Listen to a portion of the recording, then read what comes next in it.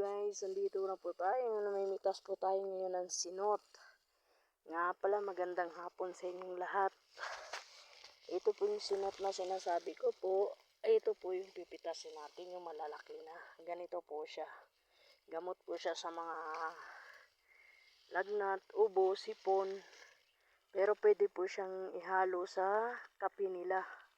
Ito po yung isa sa sangkap na ginagawa nilang, tinatawag nilang kape na geisher. Namimitas po ako ngayon para po sa gagawin nilang geisher. Pipitasin po natin to tapos ibilad sa araw. Ito po yung sangkap nila. Marami pong gamit to, guys. Magandang hapon po at sana magustuhan nyo po yung video ko. Subscribe na po kayo. Tapos, pindutin nyo na lang po yung bell. Salamat po. Ako po si J-Kids. Ingat po palagi and God bless you. Ito na po siya. Medyo marami-rami na po siya. Ayan. Ayan guys. Marami po siyang puno rito. Ayan. God bless po. Maraming salamat po.